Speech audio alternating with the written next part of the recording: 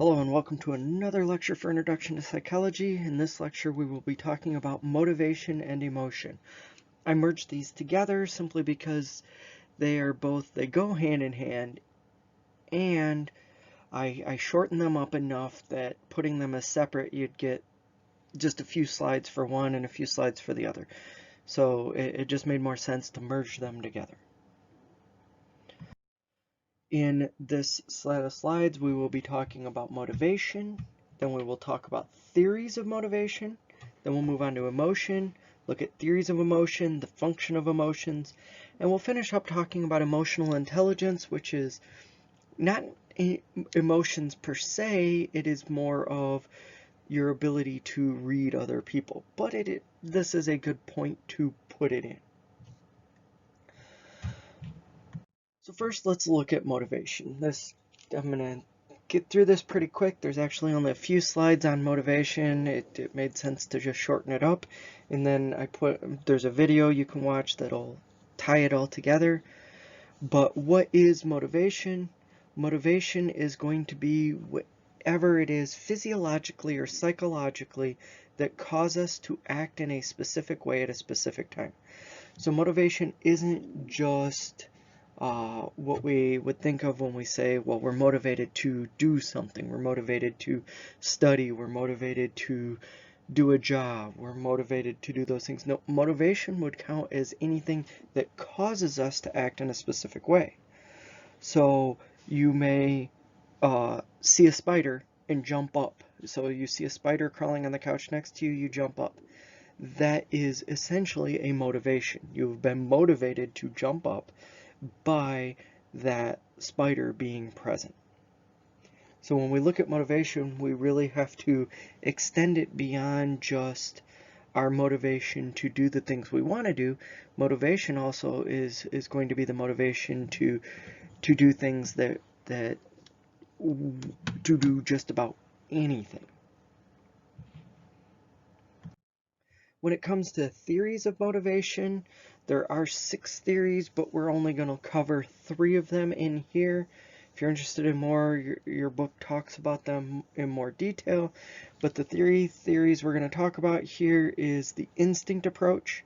The first one, we're just going to go over these pretty briefly, but the instinct approach is the approach that basically innate tendencies, the biological tendencies, the instincts that we have, the things in our body that are almost out of our control, or other biological forces are what's going to determine behavior.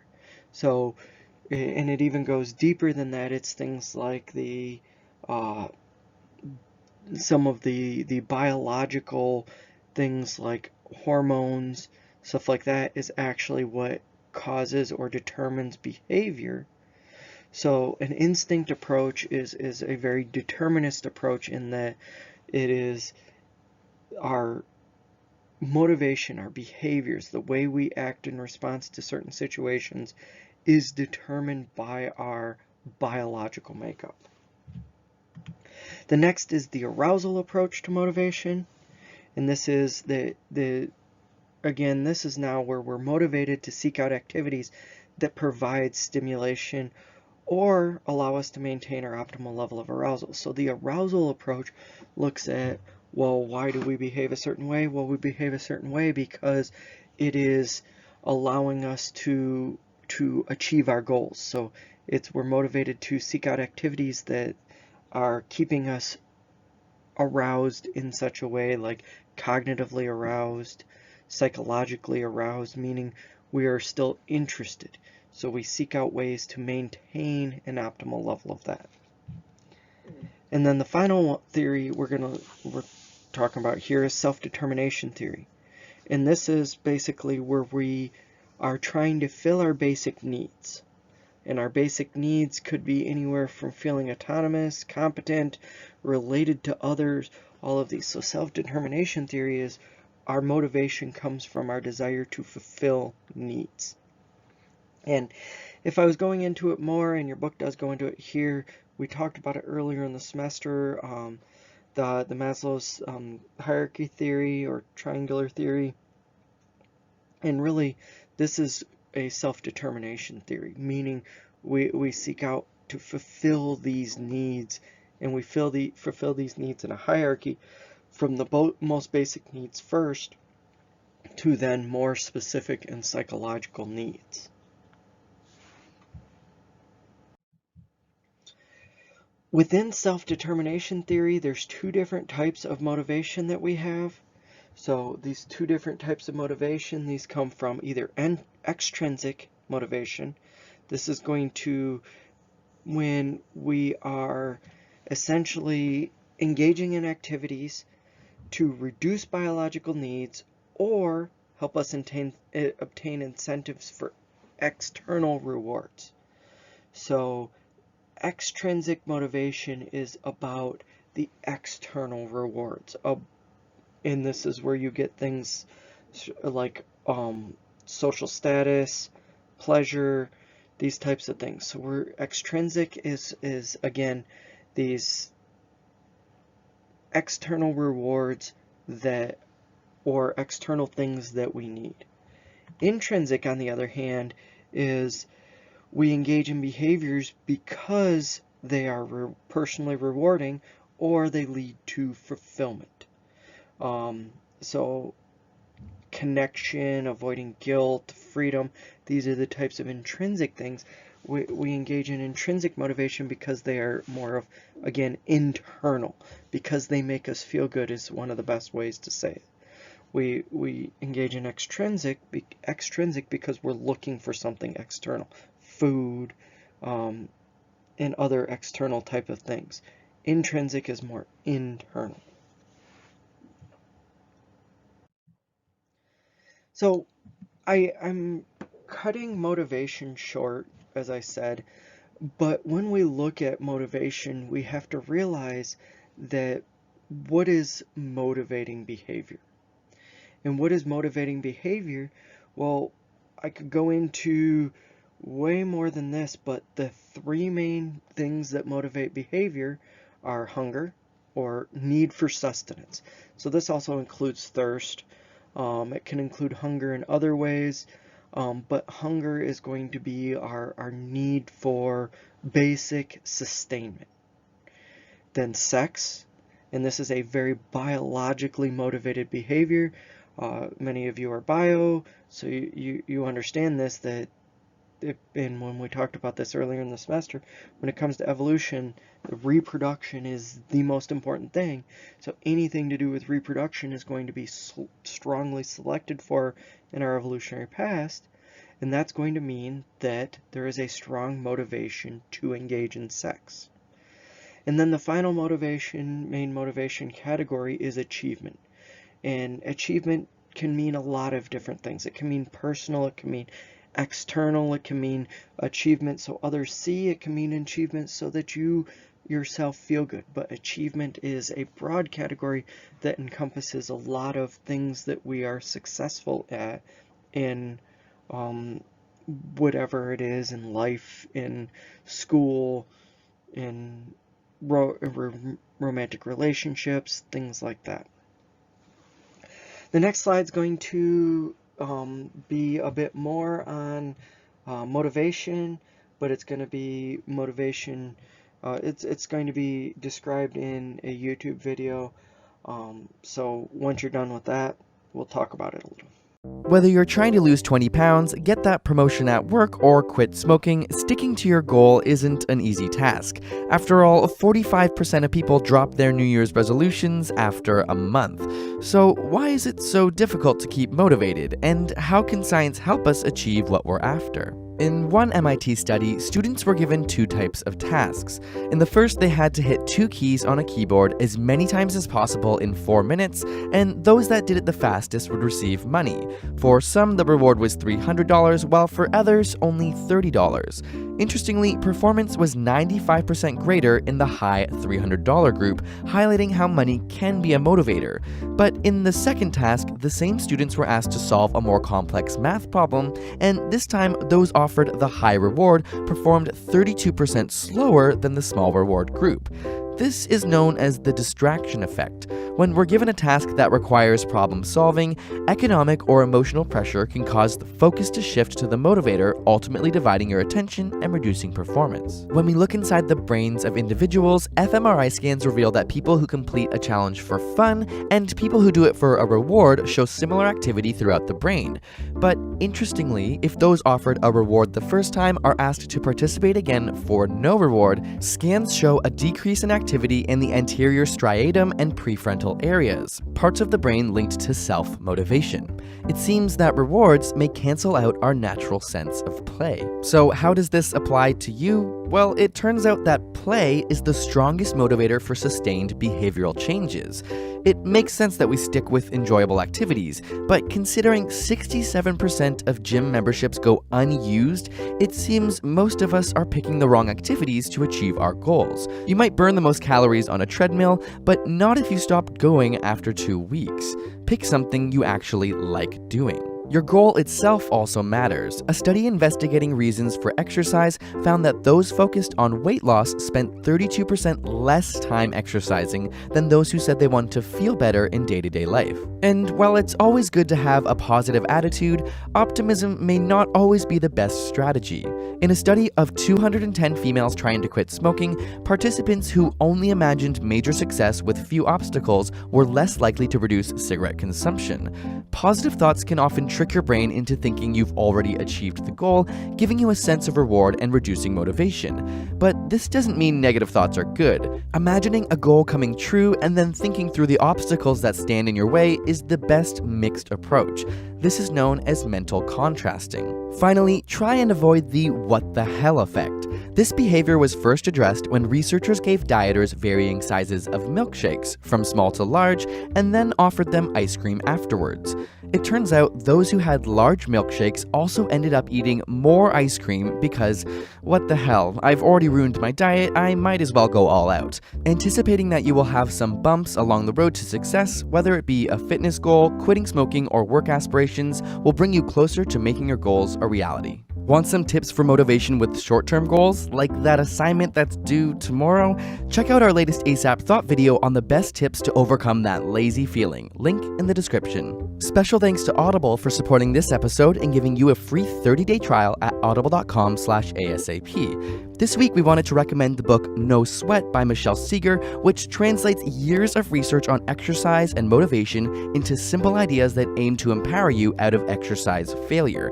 You can get a free 30-day trial at audible.com/ASAP and choose from a massive selection. We love them as they're great when you're on the go. And subscribe for more weekly science videos.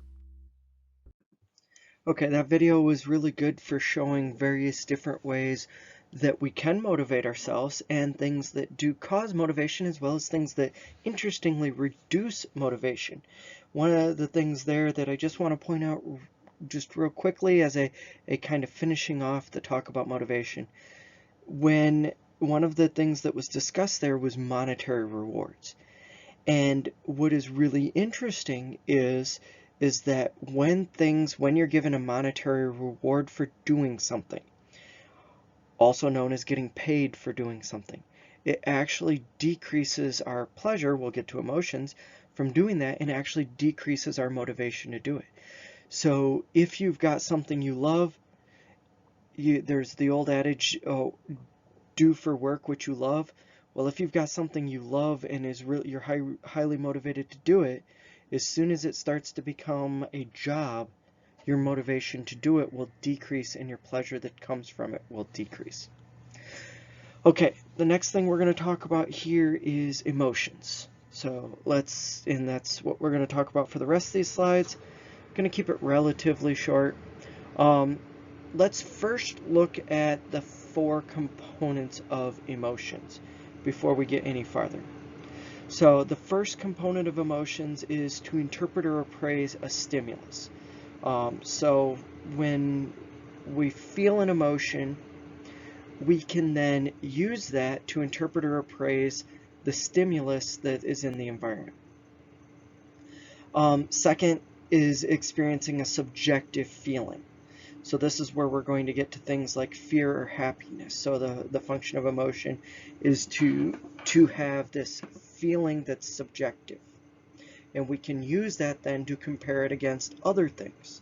And when we talk about happiness, we'll look at another term for happiness is actually subjective well-being. That is, how good do you feel or how happy you are, but it is also subjective.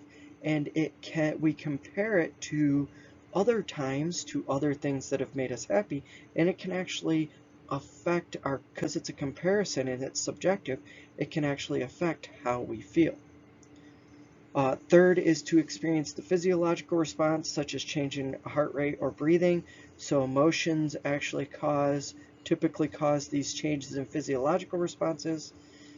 We'll come back to that. Fourth is to show observable behaviors such as smiling or crying, and that makes emotions a social feature. So we interpret or praise a stimulus, we experience a subjective feeling, we experience physiological symptoms, and we make that into a social thing. When it comes to studying emotions, we use three main theories: the peripheral, the cognitive appraisal, and the affective neuroscience approach. We'll get to those. I'm going to have slides for each of those. The peripheral theory basically looks at how physiological changes in the body give rise to emotions. So the peripheral theory says that something triggers physiological responses in the body. Your brain interprets those patterns of changes and produces different emotions, such as fear. And you may or may not show observable responses, but this approach, this theory basically says we have changes in the body that then are interpreted and turned into emotions. There's a problem with that, and that is things like fear are instantaneous and they tend to become before the psychological trigger, and then the psychological trigger comes from that, or the physiological trigger. So when it comes to that, the peripheral theory is not that good at explaining emotions. It does explain how some emotions work, and it does explain how some parts of emotions work, but it's not the best for explaining how emotions work. The next is the cognitive appraisal theory, and this basically says that your interpretation, appraisal, thought, or memory of a situation, object, or event can contribute to a result in your experiencing different emotional states. So this is more along the lines of how we interpret the world, as well as how we think about the world or how we think about the situation, results in these emotional states. So the stimulus could be I won $55 million last week. You praise, think about what you can do. I can go around the world. That makes you happy. And then you get physiological responses from that. Problem here is we don't necessarily have to cognitively think or appraise something to feel emotions. We don't appraise the fact that there's a snake in front of us, and this causes us to feel emotions. Yes, this theory does explain some of how we feel emotions and how some emotions are intensified, but it does not explain them that well. That gets us into the affective neuroscience approach. And this approach basically looks at how the neural basis of mood and emotion, how the brain's neural circuits evaluate stimuli and produce and contribute to experiencing or expressing different emotional states.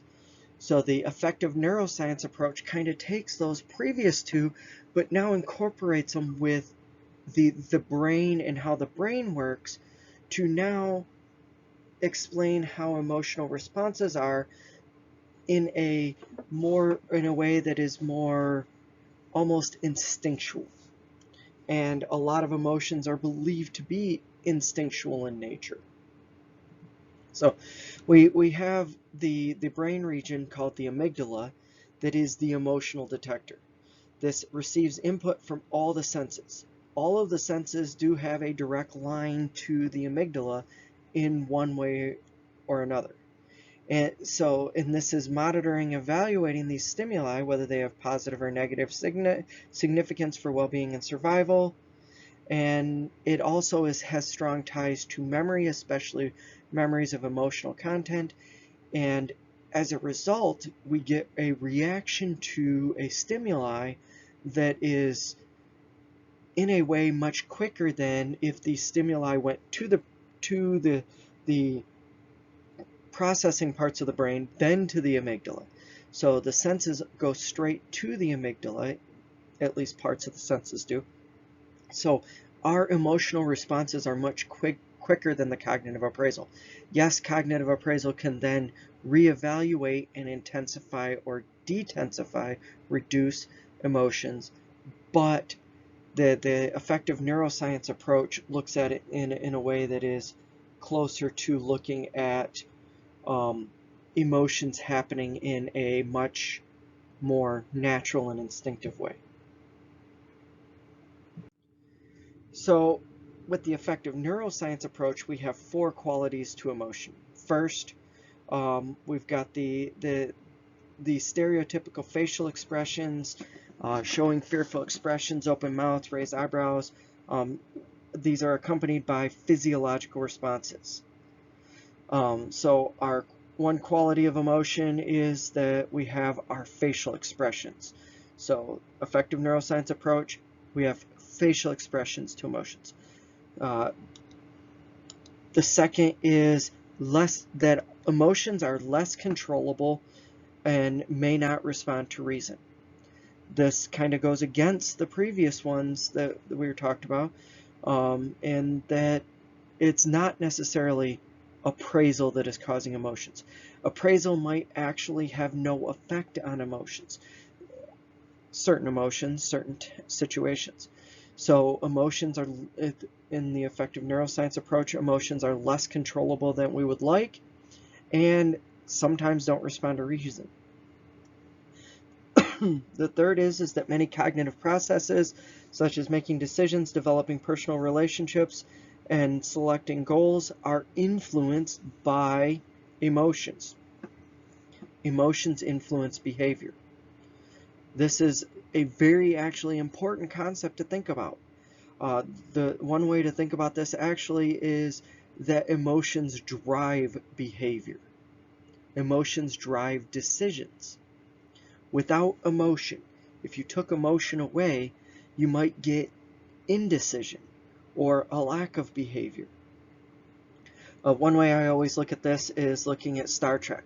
I don't know if all of you have watched Star Trek or not, but the original Star Trek, now with the rebooted Star Trek, has Spock.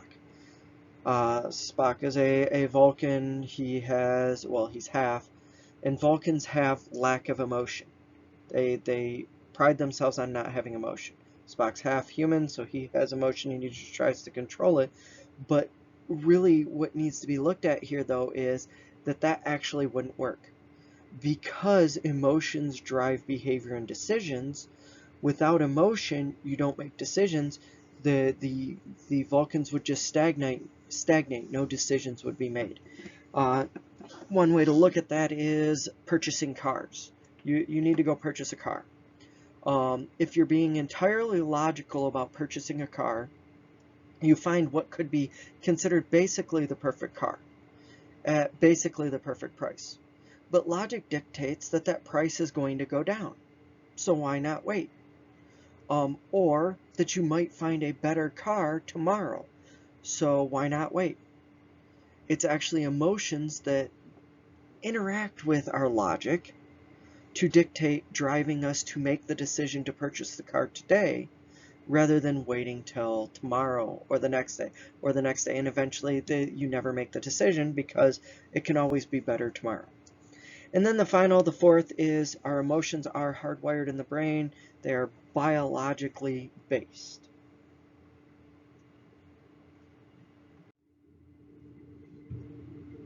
Next thing I want to talk about is the universality of emotions, and mainly the universality of facial expressions. So there is 7 patterns of facial expressions that scientists look at now, and that look at things that signal specific feelings or emotional states. So you see 6 of these over on the right: fear, disgust, anger, determination, sadness, and then another type of sadness. So really the 2 types of sadness can be merged into one. But we have 7 basic emotional facial expressions we look at now. And these are universal. These are cross-cultural. We see these in all cultures. Where's the evidence we have for that? Well, first of all, the cross-cultural evidence that the smile is nearly universal, recognized as a signal of happy states. And some of the emotions are more cross-cultural than others, or emotional expressions. But the point is even in cases where there's the cross-cultural consistency isn't 100% there, you still have the same expressions. They're just not necessarily given as strongly and interpreted this as strongly across cultures because of cultural differences. There's a video coming up that'll talk about that more. There is also genetic evidence. We do find smiling occurring in infants, even blind ones, around the age of 4 to 6 weeks. So this is again, consistency, a universal.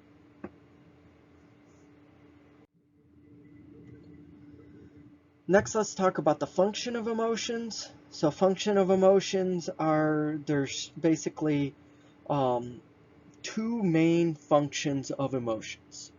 And these break down into those when we were talking about the theories. So these 2 functions come down to, first is a facial expression. It's a social signal. So why do we feel emotions? One of the reasons we feel emotions is as a social signal. We are a social species, and in any species that is social, you find facial expressions to emotions. This gets me to one thing I should just talk about real quick. The history of research on emotions said that humans are the only species that feels emotions. If you have an animal, a pet, a cat, or a dog especially, you know that is not true, that animals feel emotions. And then researchers started saying, yeah, well, the basic emotions were felt by animals. And these basic emotions were things that were basically just the strong biological ones. And then what ended up happening is that, well, they looked at these animals more and figured out that the secondary emotions are also being felt by animals. So if you have a dog, you know that dog can feel pride or guilt for doing something wrong. So we know that the secondary emotions are even felt by animals. So what comes into play here, though, is, well, one of the reasons why we feel emotions is to basically signal to others the state that we are in. Fear is a big one. If you see another person with fear on their face, it actually starts to trigger fear in ourselves, and we start looking around for what's causing fear. Sadness, it triggers responses. So because we're a social species, having facial expressions to trigger or to indicate to others the emotions we're feeling is important.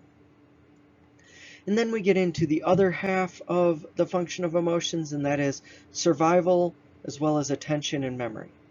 So the evolutionary theory of emotions, Darwin wrote, one of Darwin's books was actually on emotions in humans. And the evolutionary theory is that the function of emotions is to help people evaluate the world and basically use these evaluations in terms of well-being and survival. Having fear helps us survive better. Having guilt helps us survive because we are a social species, and by feeling guilt, and it allows us to have better social interactions with others. As well as an emotion focuses attention. If we have emotions for certain things, we're more likely to attend on them, and it enhances memory for certain emotional events.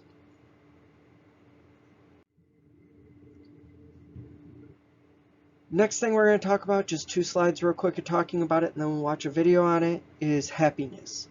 So I'm not talking about any of I could go into each of the emotions. If you're interested more, a class on emotions will go into this much more, but I did want to talk about happiness. It is thought to be by some the most important emotion. A lot of people want to feel happiness, things like that. I said already that another term for happiness is actually subjective well-being. That's because happiness or subjective well-being is the sense, it's a subjective sense of feeling good about the situation or where we are or what we're doing, that type of thing. It can be indicated by smiling or laughing on the extreme end, but you can still feel happiness, subjective well-being, without having the facial expression of happiness. It can result from momentary pleasures, such as funny commercials, comedian, things like that, short-term joys, or even long-term satisfaction, such as being in an enjoyable relationship or having a career that it causes joy, that type of thing. However, when we're talking about happiness or subjective well-being, we need to talk about the happiness set point. That is that each person has a set point for experiencing levels of happiness, and some are more, some are less. And our happiness set point is influenced strongly by genetics. Yes, there are things that external things, the environment does play a factor here, but a strong or a big component of our happiness set point, that point at which we feel things can cause happiness, is strongly genetic. And in addition to this happiness set point, because I should say that this happiness set point can change depending on how we feel and what we experience. And how does this change? Well, it changes through what's called the adaptation level theory. And that is, if we receive good fortune, what ends up happening is this adjusts our happiness set point. People think that, well, if they were rich, they would be happy. And this is where that old adage, money doesn't buy happiness, comes in. Well, the truth of the matter is what we know from research, money does buy happiness, but it's a limited thing. It only buys happiness to a certain point, and then what ends up happening is adaptation level theory comes in and shifts our happiness set point to the things that you find happy now. Once you are rich, you will not find those same things as pleasurable or as happiness inducing. It actually takes more to induce happiness. So the impact of good fortune, the impact of having money or even doing pleasurable activities does tend to decrease over time as we do them more. So you have to constantly keep changing where the goalposts are to reach happiness, or changing the things you're doing to reach happiness. And this kind of goes back to what I was saying before about if you love doing something, doing it as a job actually changes our happiness set point for it. So you actually have to find new ways for that happiness. Next slide, there's a video that explains some of this in detail. It's a pretty good video on happiness and how happiness works. Hi, I'm Dr. Mike Evans, and this is a short whiteboard on happiness. It's kind of a crazy topic, and the philosopher in me feels the more we try and make it a formula, the farther away we'll get. It's also likely we all have different meanings for happiness: pleasure, being engaged, life satisfaction. In medicine, we call it subjective well-being, with many domains: work, family, friends, spiritual, contentment, control.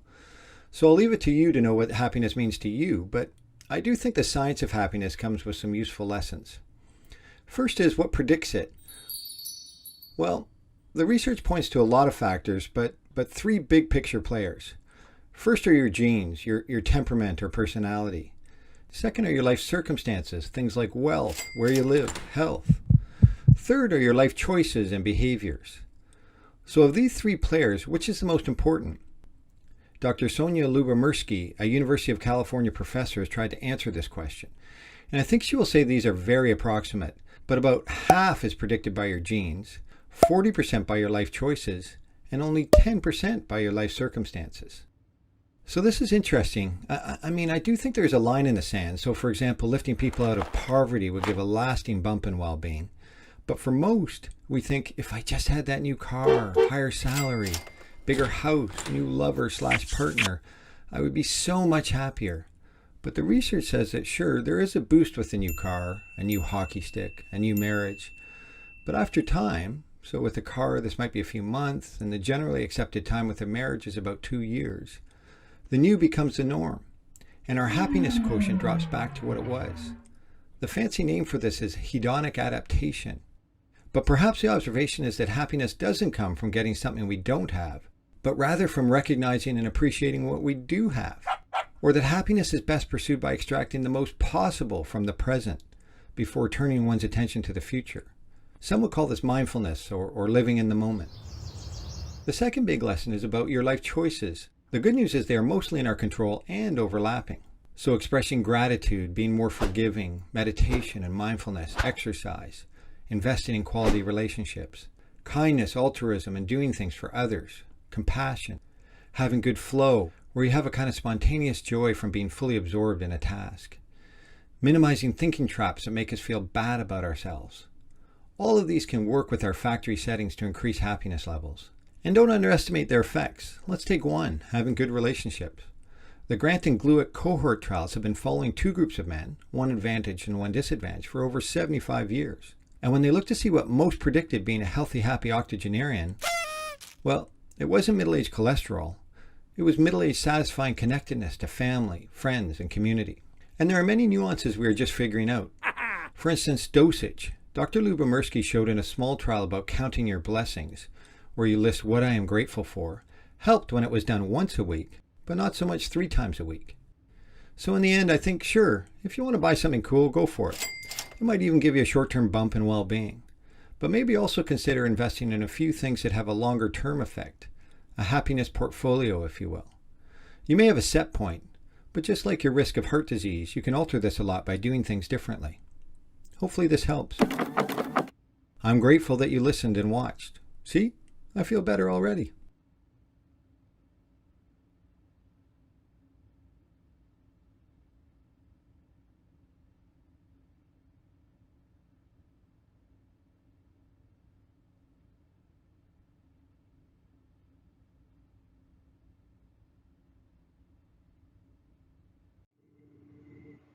Okay, let's talk about emotions and culture. And this is emotional display as well as perception. So I talked about them being universal, but just as much as talking about them being universal, you have to talk about the fact that there are cultural differences. There are cultural differences in how we display emotions, and this comes down to cultural norms. Cultural norms dictate when and where a person expresses emotions, how much emotion is appropriate. Certain emotions like showing great happiness, showing sadness or grief, in different cultures, it is more acceptable or less acceptable to display these emotions. And as a result, people learn to display more or less of this emotion. And this actually then affects perceiving emotion. Perceiving emotion also depends on culture. That is because the way we perceive emotions depends on the cultural norms and how we display emotions. Things like when we look at some of the basic emotions or some of the biggest emotions, Americans are much more individualistic, so happiness, being proud, pride, things like that, those are things that are more accepted, so we display them more and we are more able to perceive them. Whereas in other cultures, like Japanese culture, disgust is one of the ones the most strongly interpreted. That's because overall in Japanese culture, expression of emotions is discouraged, but disgust is one of those that's still allowed, And because of that, disgust is more displayed and more easily perceived. The next video explains this pretty well, so I'll let you watch that to get more information on that. Every person on the planet feels emotions. You see, emotions are feelings or thoughts that arise spontaneously instead of conscious thought. When we look at this from a global perspective, the difference is in how we interpret the expression of emotions when they originate in other cultures. While this might not seem like a large issue, or one would think that if a person is happy in China, they will show it the same way as if Americans do, the fact is different cultures interpret, express, and experience emotions differently. From a global perspective of organizational behavior, it's important we understand how to read these differences and understand the nuances that could be present. It is almost impossible to build an international team of workers and have that team be successful if they cannot always pick up on or understand the emotions of their team members. How a person from Brazil experiences emotions will influence how a person from Taiwan interprets the Brazilian person's feelings. That interpretation comes from visual cues that the Brazilian person might send out, facial expressions, body languages, etc., that others pick up and then interpret. Now, it might not seem like there's a huge gap between what a person in one country feels and how another interprets that feeling, but the fact is there is a difference. In a study, researchers decided to show a group of individuals from different countries pictures of people that exhibited different emotions. Emotions such as being happy or sad or worried or surprised were shown to people from America, Chile, Brazil, Argentina, and Japan. It was surprising to find that for the most part, the individuals from these countries correctly guessed the emotions that was being exhibited, but there were a substantial percentage of individuals who guessed wrong. For example, 32% of Argentinians guessed incorrectly when fear was being displayed. 37% of the Japanese participants guessed incorrectly when anger was being displayed. This simple experiment proves that while we can think emotions and the interpretation of those emotions are universal, the fact is they're not. Individuals from other countries can misinterpret the emotion being experienced, which would lead them to potentially interacting with a person in the wrong way. Based on just this study, if an American person was angry and a Japanese person did not interpret that anger through the emotions being displayed, it could make for a challenging confrontation. One other aspect of the study that is interesting is the American participants had the highest percentage of correct answers. However, since the study was assembled and conducted by Americans, that led to a debate that if individuals from a different country assembled the pictures, as they related to how the country displayed emotions, the answers might have been different for the Americans as well as the rest of the participants. Expression of emotion, similar to the research discussed earlier, is different from country to country. For example, in some countries, when a person passes away, it is common for individuals to attend a funeral and show grief. However, in other countries, it is expected that a person will be dispassionate and not show grief. In this cultural setting, the emotion, or the lack of it, is how that culture expresses emotion when a person passes away. In Tahiti, if you're trying to tell a Tahitian that you are sad and ask a translator to translate that into Tahitian, they will not be able to do so as there is no word for sadness in the Tahitian language. This absence of a word reflects that Tahitians do not typically express sadness. It's difficult for some in the United States to comprehend not expressing sadness at one point or another, but the absence of the word in the Tahitian symbolizes that emotion is not expressed in that culture. The absence of words, and thus the absence of emotional expression of those words, is found in many other cultures. In Japan, there is a word for someone who is worthy of praise overcoming a challenge. In the US, there's no such single word for that. Another example is that Eskimos and the Chinese do not have a word in their culture for anxiety. Thus, it would be a challenge for Eskimos or the Chinese to express anxiety or interpret it in others. Expression alone can also add to the confusion. In America, we are for the most part not too sensitive to aggression. It is a part of the American culture of getting ahead, climbing the ladder, or even getting what we want when we want it. Thus, expressing or exhibiting aggression is fairly common in the US. In Thailand, the culture there will avoid confrontation at all costs. Thais will smile and laugh at situations where there might be conflict, as that is how that culture expresses dealing with aggression. One can imagine an American becoming aggressive with a Thai and getting more angry as that person keeps smiling at them and laughing. It is not always words or expressions that can be different from culture to culture. In many cultures, when men greet each other, it's common for them to shake hands. However, in the French culture, it's not uncommon for men to kiss each other on each cheek as part of that greeting. In the US, this would be awkward and really not welcomed, yet it's an expression of greeting a friend in the French culture and widely accepted.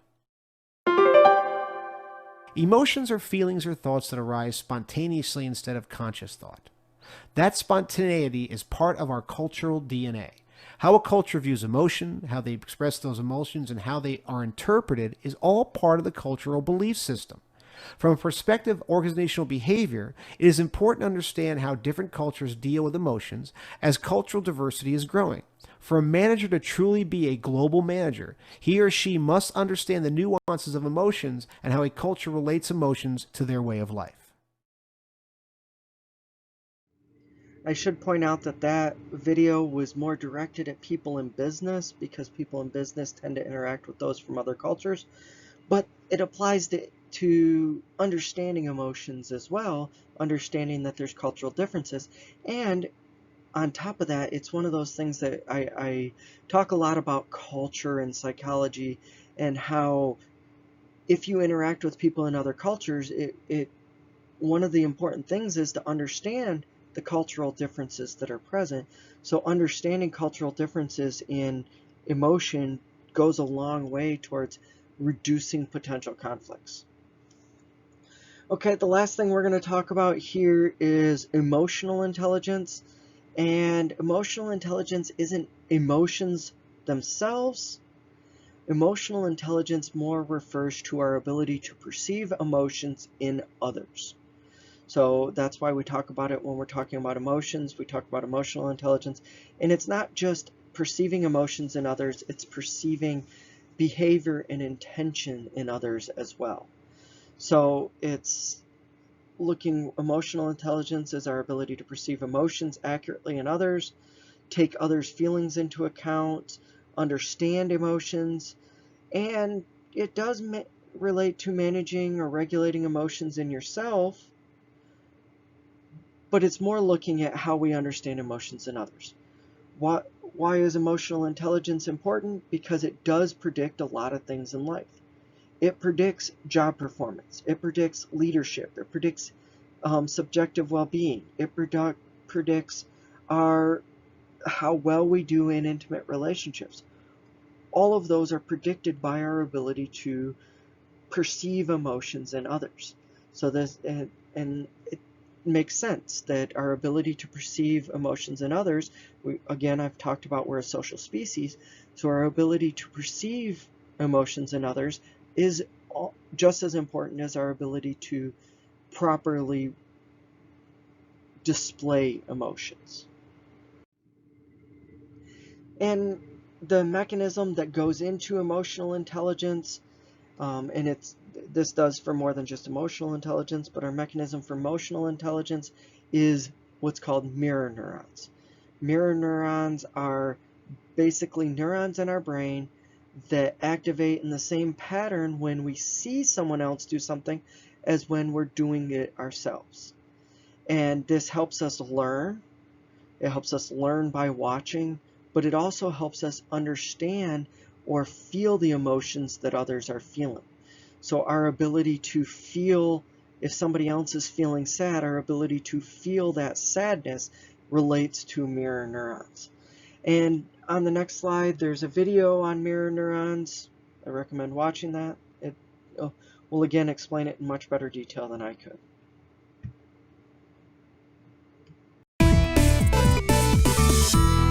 If you read some of the less reputable corners of the internet, you might have heard strange things about mirror neurons. According to some people, they are why we have empathy and ESP and telepathy. It probably goes without saying that most of that isn't true. They definitely don't give us superpowers, and there is conflicting research about whether they're the basis of empathy. Even if they're not, though, they are still a very cool part of your brain, and probably they help us learn from other people. The name mirror neuron comes from the fact that they fire both when you do something and when you watch someone doing something, even if you, don't move a muscle. Basically, it's as if they mirror the neural activity of the person actually doing the thing. And they were first discovered in macaque monkeys in the early 90s. The story goes that one day, while a monkey had thin needle electrodes inserted into individual neurons in their brain, some of the graduate students, they went and took a lunch break. And while one of those graduate students was eating in front of the monkey, all of a sudden,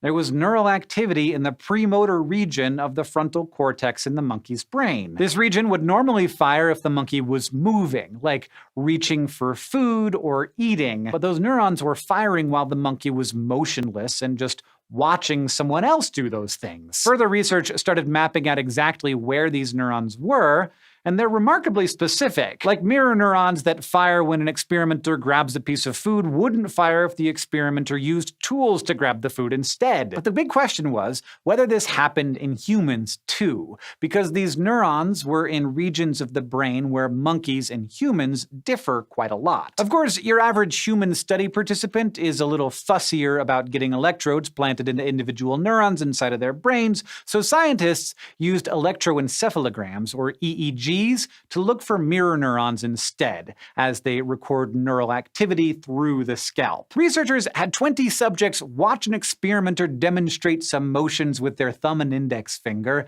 and then perform the same motions themselves. And turns out some regions of their brains did act like the monkey's mirror neurons. Parts of the motor and premotor areas of the frontal lobe, for example, as well as where the parietal lobe meets the temporal lobe, an area involved in vision and focusing attention. But knowing that they're there and where they are doesn't tell us why they're there. Many neuroscientists now think that they help us learn from other people through observation. Take a 2009 study, for example, which looked at how these parts of the brain are active while people were being taught how to dance. The researchers used a game similar to Dance Dance Revolution and varied whether the participants were taught the steps using symbols on a screen or a human model in addition to the symbols. And they found that parts of the mirror neuron network really tune into human actions. For example, the superior temporal cortex was more active while watching a person demonstrate the dance than the symbolic breakdown of the steps. But perhaps more to the point, the participants' performance on the final dancing test was better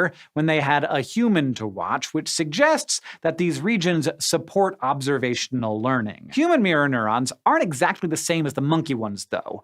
Ours seem to care about the actual movement, while theirs are more strongly tied to the movement's meaning. Like, say you grab a water bottle the way you normally would, and then you put it down and grab it with your hand upside down instead, which makes drinking it a lot harder. It's basically the same muscle motion either way, but one serves a meaningful function. In a macaque, watching the meaningless action might not activate their mirror neurons. But in people, the mirror neuron regions of the frontal lobe activate regardless of whether the action makes sense.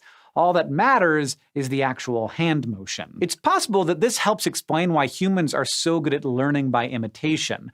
Part of our brain is always paying attention to motions that seem meaningless, just in case we can learn from them. Now, you might be wondering where empathy comes into all this. Well, when you think about it, if a part of your brain activates the same way when you're observing an action as when you're performing it, then it isn't that far of a stretch to think that these mirror neurons could be involved in feeling part of what someone else is feeling simply by seeing them express an emotion. And although this would be very cool if it were true, the research to date is kind of all over the place. Like, one study did find that mirror neurons activate when people empathize with characters in scenes. In one scene, for example, the 18 subjects had to identify the emotions felt by both a son who was bringing home a failing report card and a dad who hasn't yet seen it, for example. And in addition to identifying the emotions of both characters in the story, they had to guess what both characters would be experiencing if they had more information. One of the mirror neuron regions, the inferior parietal lobe,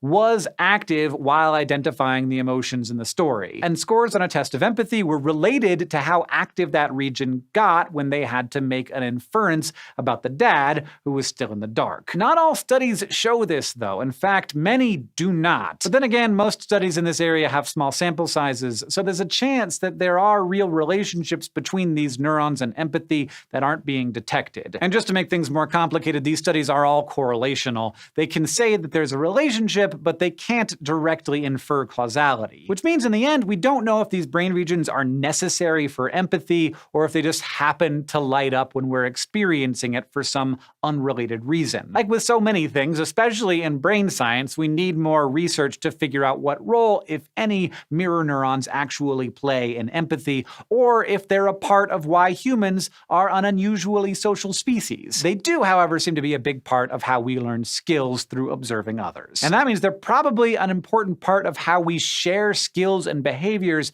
and pass knowledge down from generation to generation. So no matter what, they are a big deal. They likely are playing a huge role in culture and in all those things that just make us human. Thanks for watching this episode of SciShow Psych, and a special thank you to all of the people who support us on Patreon, because we really couldn't make this show if it weren't for you. If you'd like to learn more about how you can be one of those excellent people who support this, you can find out more at patreon.com/scishow.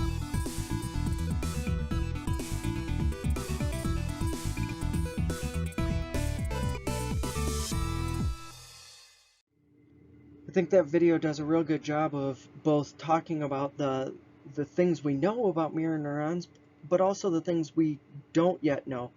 And just like many things in psychology, it shows that we need more research on the topic. Okay, that wraps up this set of slides. In this set of slides, we talked about motivation, we talked about the theories of motivation, we talked about emotions, the theories of emotions, the functions of emotions, and finished up with that on emotional intelligence. Thanks, come on back.